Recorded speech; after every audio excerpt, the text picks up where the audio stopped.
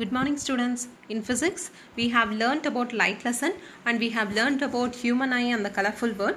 So now it's time to learn about electricity. Electricity lesson is very important. Not even in 10th standard. இதை base பண்ணி தான் நீங்கள் 12th ஸ்டாண்டர்டில் current எலக்ட்ரிசிட்டிங்கிற ஒரு பெரிய topic even electrostatics for a first volume in physics நீங்கள் 12th ஸ்டாண்டர்டில் படிக்க போது பார்த்தா it related to this concept only. So it is very important topic.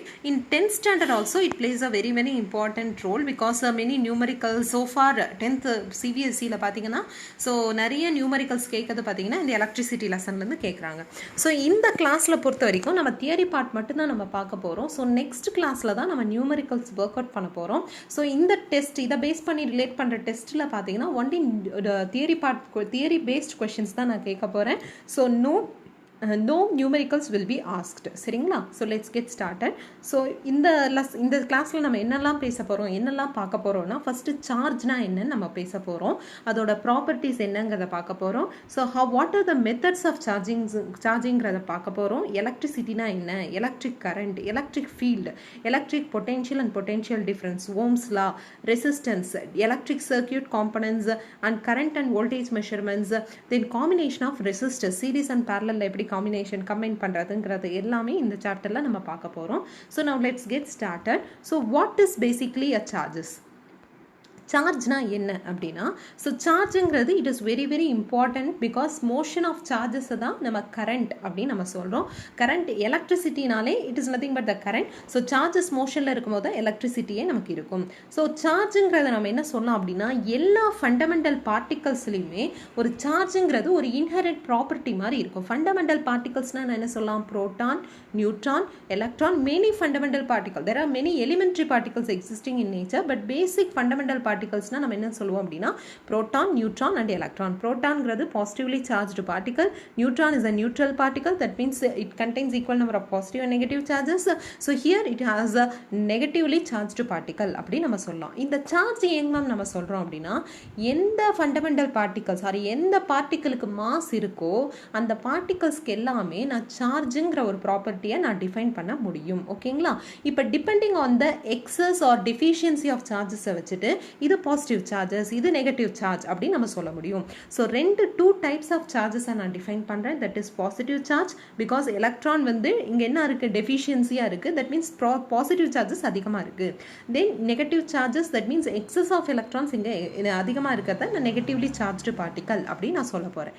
இந்த சார்ஜஸை வச்சுட்டு தான் இந்த பார்ட்டிக்கல் இன்னொரு பார்ட்டிக்கல் மேலே ஒரு ஃபோர்ஸை எக்ஸர்ட் பண்ணுது. That force may be a repulsive force or it may be attractive force depending on the charges. For example like சார்ஜஸாக இருந்துச்சுன்னா ஒரு புரோட்டான் பக்கத்தில் இன்னொரு புரோட்டானை நான் கொண்டு வரேன். Because proton and proton are both are positively charged particle. If I bring two protons nearby, so what will happen, they will experience a repulsive force.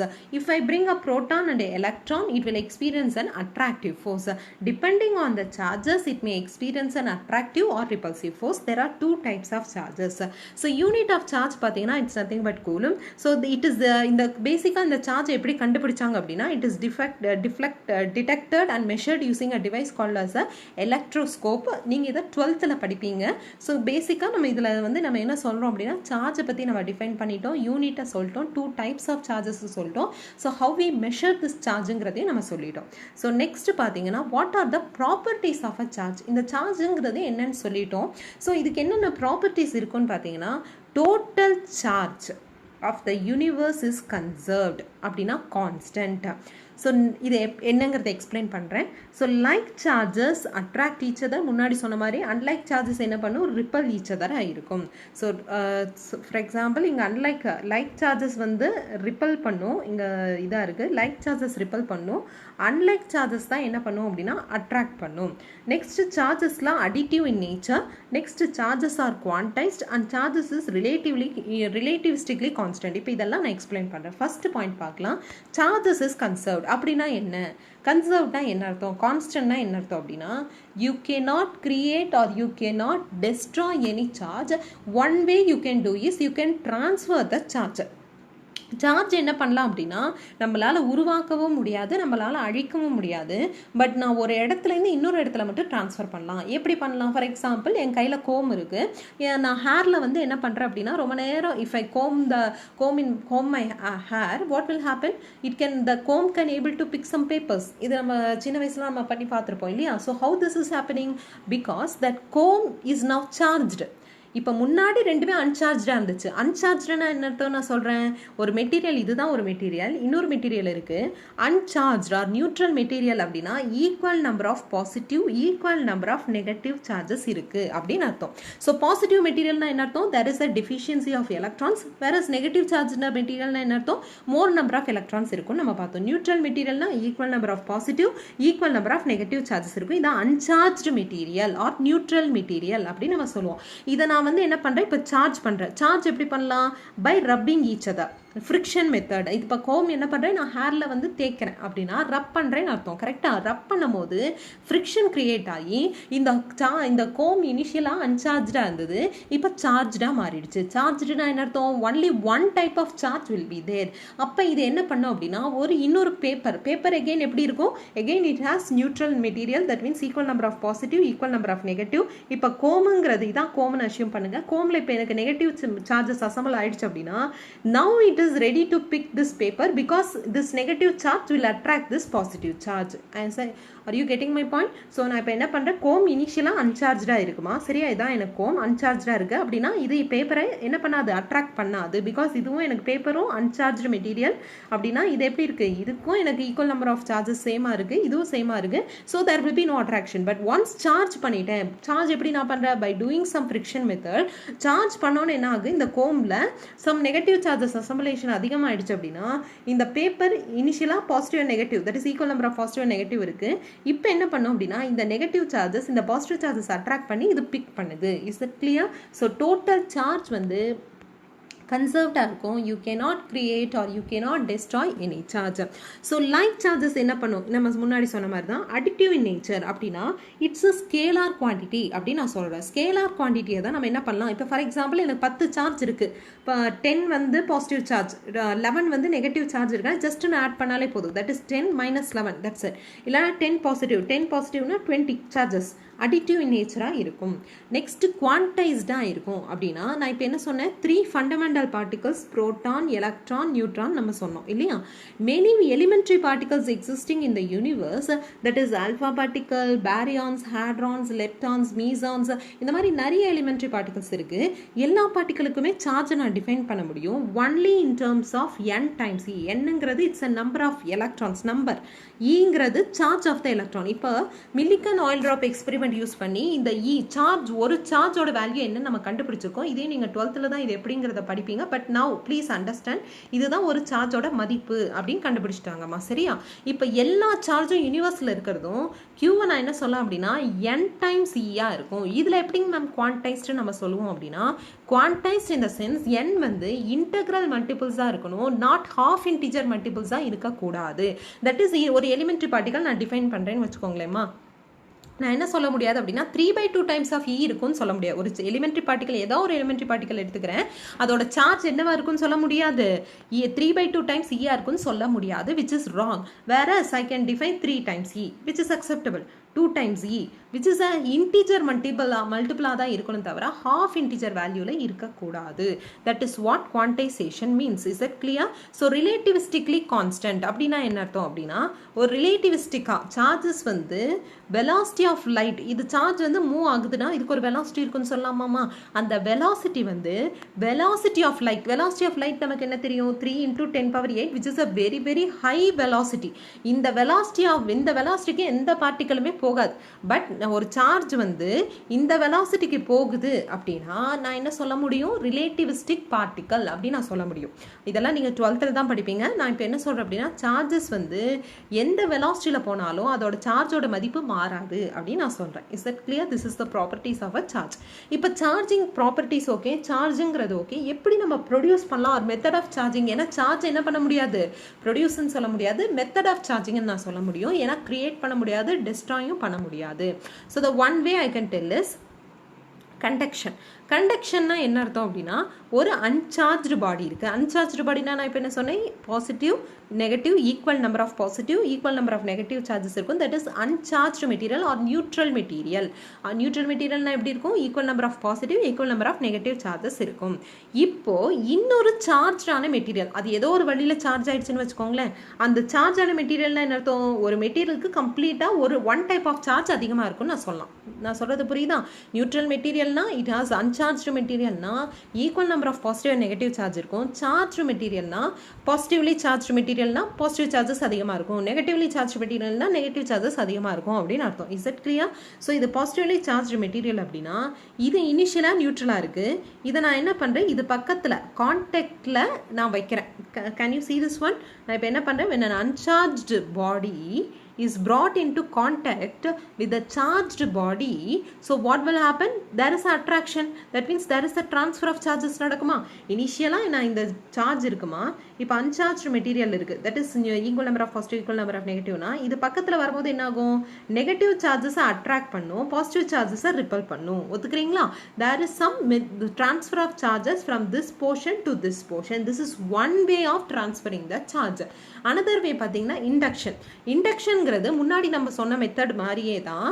But நம்ம இங்கே என்ன சொல்கிறோம் அப்படின்னா பக்கத்தில் கொண்டு வர மாட்டோம். That is not in contact, should not be touched to the neutral conducting object. But இது கண்டக்ட் டச் ஆகாட்டியுமே இது என்ன பண்ணும் அப்படின்னா கொஞ்சம் பக்கத்து இந்த டிஸ்டன்ஸில் நான் பிளேஸ் பண்ணால் கூட இதில் இருக்கிற பாசிட்டிவ் சார்ஜஸ் என்ன பண்ணும், நெகட்டிவ் சார்ஜஸ்லாம் அட்ராக்ட் பண்ணி நெகட்டிவ் சார்ஜஸ்லாம் இந்த சைடு அசம்பிள் ஆகிடும். Positive charge because of the repulsion it will assemble இந்த கொஞ்சம் பர்டிகுலர் டிஸ்டன்ஸில் தள்ளி போகும். ஏன்னா இது என்ன பண்ணுது, பாசிட்டிவ் சார்ஜஸை ரிப்பல் பண்ணுது, நெகட்டிவ் சார்ஜஸ் என்ன பண்ணுதுமா, அட்ராக்ட் பண்ணுது. ஓகேங்களா? இப்போ பாசிட்டிவ் நெகட்டிவ் தனியாக பிரிஞ்சிருச்சா, இதை தான் போலரைஸ் அப்படின்னு நம்ம சொல்லுவோம். போலரைஸுங்கிறது நீங்கள் 12th தான் படிப்பீங்க, இப்போதைக்கு இது வரைக்கும் புரிஞ்சுக்கோங்க. ஓகேங்களா? ஸோ இதான் மெத்தட் ஆஃப் சார்ஜிங். இப்போ எலக்ட்ரிசிட்டினா என்னங்கிறத பார்க்கலாம். சார்ஜ் பார்த்துட்டோம், ப்ராப்பர்ட்டிஸ் பார்த்துட்டோம், மெத்தட் ஆஃப் சார்ஜிங் பார்த்துட்டோம். இப்போ எலக்ட்ரிசிட்டினா என்ன, it's a form of energy தான். that can be transferred from one to another form நம்ம transfer பண்ணலாம். ஸ்பெசிஃபிக்காக சொல்லணும்னா it is nothing but flow of electrons in the circuit. ஒரு சர்க்கியூட்ல flow of electrons தான் நம்ம என்னன்னு சொல்கிறோம் அப்படின்னா எலக்ட்ரிசிட்டி அப்படின்னு நம்ம சொல்கிறோம். ஸோ எலக்ட்ரிக் கரண்ட்னா என்னங்கிறத பார்க்கலாம். that is nothing but rate of flow of electric charge or electrons through a conductor, that is Q by T. Q என்னன்னு சொல்லலாம், N சொல்லாமா, ஃப்ரம் குவான்டைசேஷன் நமக்கு Q என்னன்னு டிஃபைன் பண்ணோம், N டைம்ஸ் E டிஃபைன் பண்ணோம். So I can write as Q is equal to N times T by T. I stands for current. கரண்ட்டுங்கிறது scalar குவான்டிட்டிமா. ஏன் ஸ்கேலார் குவான்டிட்டி, ஏன்னா கரண்ட் இந்த டைரக்ஷனில் போகுது, டைரக்ஷன் போடுறோம். ஒரு வெக்டார் ஆஃப் ஒரு ஃபிசிக்கல் குவான்டிட்டி வெக்டாரா ஸ்கேலாரா நம்ம எப்படி சொல்லுவோம் அப்படின்னா by giving the magnitude and direction. But current is ஏன் ஸ்கேலார் குவான்டிட்டின்னு சொல்கிறோம், even though it has direction and magnitude, because it does not obey the triangle of vector addition. அது என்னங்கிறத நீங்க திரும்ப 12th தான் படிப்பீங்க. But why it is a scalar, even though it has direction and magnitude, it does not obey the vector addition, that is triangle of vector addition. That's why it is a scalar quantity. Is that clear? So next, it's a unit பார்த்தீங்கன்னா coulomb per second சொல்லலாம், இல்லைனா ampere சொல்லலாம். Current நம்ம எப்படி measure பண்ணுவோம் அப்படின்னா using a device called as a meter. So it's direction பார்த்தீங்கன்னா flow of கரண்ட்டுக்கு opposite, that is flow of சார்ஜஸ்க்கு ஆப்போசிட் டைரக்ஷனில் இருக்கும். அதாவது ஒரு கரண்ட் வந்து இந்த டைரக்ஷனில் போகுது அப்படின்னா கரண்ட் போகிற டைரக்ஷன் தான் பாசிட்டிவ் சார்ஜஸ்லாம் போகும், நெகட்டிவ் சார்ஜஸ்லாம் நாங்கள் உங்கள் பேச்செல்லாம் கேட்க மாட்டோம், ஆப்போசிட் இன் டைரக்ஷனில் போகும். இதுதான் ஒரு நியூட்ரல் மெட்டீரியல் அப்படின்னா. ஃபார் எக்ஸாம்பிளுக்கு சொல்கிறேன், கரண்ட் இப்படி போகுது அப்படின்னா பாசிட்டிவ் சார்ஜஸ்லாம் எப்படி போகும், ஓகேங்க உங்கள் பேச்சை கேட்டு வரோன்னு இப்படி போகும். நெகட்டிவ் சார்ஜஸ்லாம் no I cannot obey your words அப்படின்னா ஆப்போசிட் இன் டைரக்ஷனில் போகும். அதுதான் இங்கே சொல்கிறாங்க, that is direction is taken to be the opposite in direction to the flow of electrons. So potential டிஃப்ரென்ஸ்னால தான் எனக்கு எப்படி இருக்குது கரண்ட் இருக்குது அப்படின்னு நம்ம சொல்லலாம். பொட்டென்ஷியல் டிஃப்ரென்ஸுங்கிறது என்னங்கிறத இந்த ஒரு ஃபியூ மினிட்ஸில் நம்ம பார்க்க போகிறோம். நெக்ஸ்ட்டு ஃபீல்டு, எலக்ட்ரிக் ஃபீல்டு தான் என்னங்கிறத பார்க்கலாம். இப்போ நான் என்னம்மா சொன்னேன், ஃபார் எக்ஸாம்பிள் ஒரு பாசிட்டிவ் சார்ஜ் இருக்குது, ஒரு நெகட்டிவ் சார்ஜ் இருக்குது. இது என்ன பண்ணுதுன்னு சொன்னேன், இது மேலே இது ஒரு அட்ராக்டிவ் ஃபோர்ஸை எக்ஸர்ட் பண்ணுது. இல்லைனா ரெண்டுமே பாசிட்டிவாக இருந்துச்சுன்னா இது மேலே ஒரு ரிப்பல்சிவ் ஃபோர்ஸை எக்ஸர்ட் பண்ணுது. அதே மாதிரி மைனஸ் கியூ இருந்தால் இது மேலே ஒரு ரிப்பல்சிவ் ஃபோர்ஸை எக்ஸர்ட் பண்ணுது. But can you see this one, இந்த சார்ஜும் ஒரு பர்டிகுலர் டிஸ்டன்ஸில் நான் ப்ளேஸ் பண்ணியிருக்கேன். இது கான்டாக்டில் இல்லை, ஒத்துக்கிறீங்களா? கான்டாக்ட்னா ஒரு ஆப்ஜெக்ட், ஒரு சர்ஃபேஸில் நான் ஒரு ஆப்ஜெக்டை வச்சு புஷ் பண்ணுறேன், இந்த டைரக்ஷனில் நான் புஷ் கொடுக்குறேன், ஒத்துக்கிறீங்களா? கான்டாக்டில் இருக்குது இந்த ஃபோர்ஸ், அதனால இது மோஷனில் இருக்குதுன்னு நான் சொல்லலாம். பட் இங்கே பார்த்தீங்கன்னா ஒரு சார்ஜ் இன்னொரு சார்ஜ் மேலே எக்ஸர்ட் பண்ணுற அட்ராக்டிவ் ஃபோர்ஸாக இருக்கட்டும், ரிப்பல்சிவ் ஃபோர்ஸாக இருக்கட்டும், இட்ஸ் பேசிக்லி நான் கான்டாக்ட் ஃபோர்ஸ். கரெக்டுங்களா? ஏன்னா இதுவும் கான்டாக்டில் இல்லை. கான்டாக்டில் இல்லாமல் எப்படி இது ஃபோர்ஸை எக்ஸர்ட் பண்ணுது அப்படின்னா, இதை சுற்றி ஒரு ஃபீல்டை க்ரியேட் பண்ணிக்குது. அந்த ஃபீல்டு மூலிமா தான் இது மேலே ஒரு ஃபோர்ஸை எக்ஸர்ட் பண்ணுது அப்படின்னு நான் சொல்கிறேன். அந்த ஃபீல்டு தான் எலக்ட்ரிக் ஃபீல்டு அப்படின்னு நான் சொல்கிறேன்.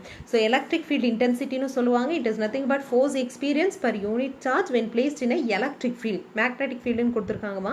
It is not magnetic field, it is the electric field. இதை நம்ம டினோட் பண்ணுவோம். இதுக்கு யூனிட் நியூட்டன் பெர் கூலும். இது வேறு வெக்டார் குவான்டிட்டி. இதை பற்றியும் நீங்கள் 12th பெருசாக நம்ம படிக்க போகிறோம். Don't worry. இப்போ எலக்ட்ரிக் பொட்டென்ஷியல் அண்ட் பொட்டென்ஷியல் டிஃப்ரென்ஸ்னால் என்னங்கிறத நம்ம பார்க்கலாம். ஸோ எலக்ட்ரிக் பொட்டென்ஷியல்ங்கிறது என்ன நான் டிஃபைன் பண்ணிவிட்டு நான் இதை எக்ஸ்பிளைன் பண்ணிடுறேன். It is the amount of work done in bringing a unit positive charge from infinity to a given point in the electric field. Electric பொட்டென்ஷியல்ங்கிறது ஸ்கேலார் குவான்டிட்டி. யூனிட் பார்த்தீங்கன்னா joules per coulomb or volt அப்படின்னு சொல்லுவாங்க. இப்போ இதை explain பண்ணலாம். அதாவது ஒரு source charge நான் வச்சுருக்கேம்மா. இதான் ப்ளஸ் கியூ. இந்த ப்ளஸ் கியூ இப்போ நியர்பை ஏதோ ஒரு ஸ்மால் கியூ நான் எடுத்துக்கிறேன். இதை டெஸ்ட் சார்ஜ் அப்படின்னு நான் சொல்கிறேன். இதை யூனிட் டெஸ்ட் சார்ஜ் அப்படின்னு நான் சொல்கிறேன். Positive unit positive test charge. ஏன் நான் ஸ்மால் கியூ இது கேபிட்டல் கியூ அப்படின்னா, இதுதான் எனக்கு source charge, very very big charge. இது வெரி வெரி ஸ்மால் சார்ஜ் நான் சொல்கிறேன். இந்த ஸ்மால் சார்ஜ் இப்போ ரெண்டுமே பாசிட்டிவ் இருந்தால் ரிப்பல்சிவ் ஃபோர்ஸ் எக்ஸர்ட் பண்ணணும்னு சொல்லாமா? ரிப்பல்சிவ் ஃபோர்ஸ்னு என்ன அர்த்தம்? இது பக்கத்தில் இங்கே வந்துருச்சு, இந்த பொசிஷனுக்கு வந்துருச்சுன்னா இது என்ன ஆகும்? இது இந்த பொசிஷனுக்கு ஷிஃப்ட் ஆகிடும். ஒத்துக்கிறீங்களா? ரிப்பல்சிவ் ஃபோர்ஸ்னால் இப்போ கோயிங் இந்த ஆப்போசிட் டைரக்ஷன் தானம்மா. புரியுதா நான் என்ன சொல்கிறேன்னு? இந்த சார்ஜ் இங்கே பக்கத்தில் இப்போ கொண்டு வர இது என்ன பண்ணும்? இது ரிப்பல் ஆகி தூரம் போகும். ஆனால் இங்கே நான் என்ன சொல்கிறேன் அப்படின்னா, சோர்ஸ் சார்ஜுங்கிறது வெரி வெரி பிக் சார்ஜ். இது கியூங்கிறது டெஸ்ட் சார்ஜுங்கிறது very very unit positive test charge. நான் வெரி வெரி ஸ்மால் சார்ஜை எடுக்கிறேன். இப்போ இந்த சார்ஜ் என்ன பண்ணுறேன் அப்படின்னா, இந்த டெஸ்ட் சார்ஜ் பக்கத்தில் கொண்டு வரதுனால இந்த பெரிய சார்ஜ்னால இந்த சின்ன சார்ஜுக்கு ஒரு ஃபோர்ஸை எக்ஸர்ட் பண்ணும். அதனால் இது ஒரு ஃபோர்ஸை எக்ஸ்பீரியன்ஸ் பண்ணும். ஆனால் இந்த சின்ன சார்ஜ்னால இந்த பெரிய சார்ஜுக்கு ஒரு ஃபோர்ஸ் இருக்காது. இதுக்கு எக்ஸாம்பிள் என்ன சொல்லலாம்னா, ஒரு யானை இருக்குன்னு வச்சுக்கோங்களேன். ஒரு யானை பக்கத்தில் எறும்பு கீழே இருக்குன்னா, அந்த எறும்பு காதுக்குள்ளே போகாத வரைக்கும் no problem for that elephant. But எறும்பு எனக்கு கீழே இருக்கும்போது எறும்புனால யானைக்கு எந்த ப்ராப்ளமே வராது. ஒத்துக்கிறீங்களா? ஆனால் யானைனால எறும்புக்கு ஒரு மிதிச்சாலே அது என்ன ஆகிடும்? அவ்வளோதான். ஸோ நான் என்ன சொல்கிறேன் அப்படின்னா, இந்த கியூங்கிறது வெரி வெரி ஸ்மால் சார்ஜ். இதனால இது ஒரு ஃபோர்ஸை எக்ஸ்பீரியன்ஸ் பண்ணாது. ஏன்னா இது வெரி வெரி ஸ்மால். ஆனால் இந்த பெரிய சார்ஜ்னால இந்த கியூங்கிறது ஃபோர்ஸை எக்ஸ்பீரியன்ஸ் பண்ணும். இப்போ நான் என்ன சொல்கிறேன், இப்போ படித்து பாருங்கள். இப்போ கேபிட்டல் கியூ இருக்குது. இந்த ஸ்மால் கியூவை நான் இன்ஃபினிட்டியிலிருந்து கொண்டு வர மாதிரி அஷ்யூம் பண்ணுங்கள். இப்போ இந்த கியூ என்ன பண்ணுது? இந்த கியூவை ரிப்பல் பண்ணும். ஏன்னா இதனால இதுக்கு என்ன இருக்கும்? பாதிப்பு இருக்கும். ஆனால் இதனால இதுக்கு பாதிப்பு இருக்காதுன்னு நான் சொல்கிறேன். இதுங்க நான் கொண்டு வர என்ன பண்ணுது? No you can not come here, go ஏன்னா ரிப்பல் பண்ணுது, போன்னு சொல்லுது. நான் அதுக்கு மீதியும் இது கொண்டு வந்து இங்கே நான் பிளேஸ் பண்ணேன்னா நான் எக்ஸ்டர்னலாக ஒர்க் பண்ணியிருக்கேன்னு சொல்லாமா? Is it clear? நான் ஒர்க்குன்றதே இப்போ ஆறில் தண்ணி போகுதுன்னு வச்சுக்கோங்களேம்மா. ஆறு போகிற டைரக்ஷன்லேயே நான் ஸ்விம் பண்ணணும்னு நினச்சேன்னா நான் எந்த எஃபர்ட்டுமே போட தேவையில்லை, எந்த ஒர்க்குமே போட தேவையில்லை. ஆனால் ஆறு போகிற டைரக்ஷனுக்கு, ரிவர் போகிற டைரக்ஷனுக்கு ஆப்போசிட்டாக நான் போகணும் அப்படின்னா எதிர்நீச்சல் போடணுமா? அப்போ தானே நான் ஒர்க் பண்ணியிருக்கேன்னு அர்த்தம். இதுதான் ஒரு எக்ஸாம்பிள் நான் சொல்கிறேன். அதே மாதிரி இந்த கியூங்கிறது இது வேண்டாம் தள்ளிப்போன்னு சொல்லுது. இருந்தாலும் நான் ஓவர் கம் பண்ணி இங்கே என்ன பண்ணுறேன்? இங்கே சார்ஜை கஷ்டப்பட்டு பிளேஸ் பண்ணுறேன். நான் இங்கே ஒர்க் பண்ணியிருக்கேன்னு சொல்லாமா? அதுதான் நான் எலக்ட்ரிக் பொட்டென்ஷியல் சொல்கிறேன். இப்போ படித்து பாருங்கள், என்ன புரியுதா? It is the amount of work done. நான் ஒர்க் பண்ணியிருக்கேன்னா என்ன பண்ணுற work done? Unit positive charge bringing from infinity to a given point. நான் என்ன பண்ணுறேன்? கேபிட்டல் கியூ ஒர்க் பண்ணுறேன். இந்த கியூ என்ன பண்ணுறேன்? இன்ஃபினிட்டிலேருந்து ஏதோ ஒரு பிளேஸ்க்கு நான் பிளேஸ் பண்ணுறேன். இதை தான் நம்ம என்னன்னு சொல்கிறோம்? Electric potential. இது ஒரு scalar quantity. Is it clear? So next பாருங்கள், எலக்ட்ரிக் பொட்டென்ஷியல் டிஃப்ரென்ஸ். இப்போ ஏன் நம்ம பொட்டென்ஷியல் டிஃப்ரென்ஸ் க்ரியேட் பண்ணணும்? இது ரொம்ப இம்பார்ட்டண்ட்டாக அப்படின்னா நான் இதுக்கு ஒரு எக்ஸாம்பிள் சொல்லலாம். இப்போது தண்ணி பார்த்தீங்கன்னா ஹையர் லெவல்லேருந்து லோயர் லெவல் இருக்குது. இந்த ஸ்பான்டேனியஸ் ரிவர் ஃப்ளோலாம் பார்க்குறீங்களா? லைக் ரிவர் ஃப்ளோ, லைக் நதிலாம் வருது பார்த்தீங்களா? ஃபால்ஸ்லாம் இருக்குது பார்த்தீங்களா? வாட்டர் ஃபால்ஸ் பார்த்தீங்கன்னா ஹையர்லேருந்து லோயர் ஈஸியாக வந்துடும். ஆனால் லோயர்லேருந்து ஹையர் போகுமா? தானா? கண்டிப்பாக போகாது. இதை அக்செப்ட் பண்ணுறீங்களா? அப்போது ஒருவேளை இந்த லெவலும், இந்த ஹையர் லெவலுங்கிறது இந்த லெவலாகவும் லோயர் லெவலும் சேம் லெவலில் இருந்தால் ஃப்ளோ ஆஃப் வாட்டர் எனக்கு இருக்காது. ஒத்துக்கிறீங்களா? ஒன்று ஹை இன்னொரு லோ இருந்தால் தான் எனக்கு வாட்டர் ஃப்ளோ ஆகும்.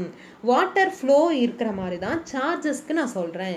இப்போ சார்ஜஸ் ஃப்ளோ ஆகணும் அப்படின்னா பார்த்தீங்களா, இங்கே ஹையர் ஒன்று லோயர்னு ஒன்று இருக்கணும். அப்போ தான் எனக்கு என்ன ஆகும், இங்கே சார்ஜஸ் ஃப்ளோ ஆகும். சார்ஜஸ் ஃப்ளோ ஆனால் தான் எனக்கு என்ன இருக்கும், இங்கே கரண்ட்டுன்றது ஒன்று இருக்கும். So it is the amount of work done in bringing a unit positive charge from one point to another point. இப்போ இன்ஃபினிட்டின்னு சொல்லாமல் நான் இப்போ என்ன பண்ணுறேன், one point to another point. But அந்த பாயிண்ட் என்ன இருக்கணும், ஒரு பாயிண்ட்லேருந்து இன்னொரு பாயிண்ட்டுங்கிறது இந்த பாயிண்ட் ஹையராக இருக்கணும், இன்னொரு பாயிண்ட் லோயராக இருக்கணும். இதுதான் பேட்டரி அப்படிங்கிற ஒரு சிம்பலில் சொல்கிறோம்.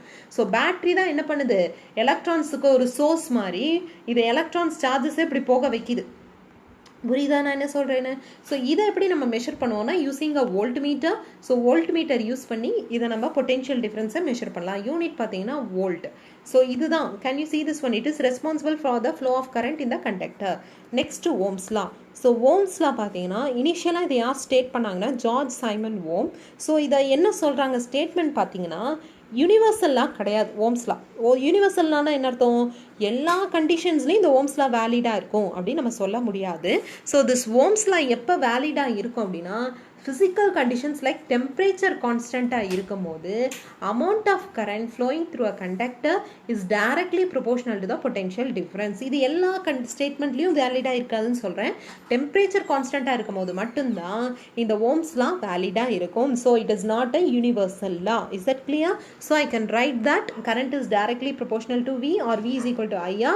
இந்த ஓம்ஸ் லாவை நான் எப்படி டிவைட் பண்ணலாம், தட் இஸ் லா ஆஃப் கண்டக்டர்ஸை நான் எப்படி டிவைட் பண்ணலாம் அப்படின்னா, Ohm's law which obeys the ohmic condition, non-ohmic conductors அப்படின்னா which do not follow this Ohm's law. அது ஏன் ஃபாலோ பண்ணாதுன்னா இது டைரக்ட்லி ப்ரொபோஷனலாக இருக்காது. நமக்கு டைரக்ட்லி ப்ரொபோஷனல் அப்படின்னாலே அதுக்கு கிராஃப் எப்படி கண்ணா வரும், கிராஃப் எப்படி வரும், ஸ்ட்ரெயிட் லைனாக வரும். பிகாஸ் டைரக்ட்லி ப்ரொபோஷனலாக இருக்குது. இது இன்க்ரீஸ் ஆச்சுன்னா இதுவும் இன்க்ரீஸ் ஆகிறேன், நீ எவ்வளோ இன்க்ரீஸ் ஆகியோ அது அதே அளவு நானும் இன்க்ரீஸ் ஆகிறேன் அப்படின்னு என்ன சொல்லுது, இந்த வோல்டேஜும் இந்த கரண்ட்டும் சொல்லுது. ஆனால் நான் ஓமிக் கண்டிஷன்ஸில் உன்னையெல்லாம் மதிக்கவே மாட்டேன் அப்படின்னு என்ன பண்ணுது, இது ஒரு இஷ்டத்துக்கு இன்க்ரீஸ் ஆகுது. ஸோ டிராஸ்டிக்காக இன்க்ரீஸ் ஆகுது. ஸோ இட் இஸ் நாட் லீனியராக இருந்துச்சுன்னா நான் ஓமிக், லீனியராக இருந்த கண்டிஷனில் தான் நமக்கு ஸ்ட்ரெயிட் லைன் வரும். Is that clear? இப்போ ரெசிஸ்டன்ஸ் அண்ட் ரெசிஸ்டிவிட்டினா என்னங்கிறத பார்க்கலாம். ஸோ ரெசிஸ்டன்ஸுங்கிறது ஒன்றும் இல்லை கண்ணா, இப்போ ஃப்ளோ ஆஃப் கரண்ட்டுக்கு ஒரு தடை மாதிரி உருவாக்குறது தான் இந்த ரெசிஸ்டன்ஸ் அப்படின்னு நம்ம சொல்கிறோம். ஸோ ரெசிஸ்டன்ஸோடது நம்ம எப்படி டிஃபைன் பண்ணலாம் அப்படின்னா,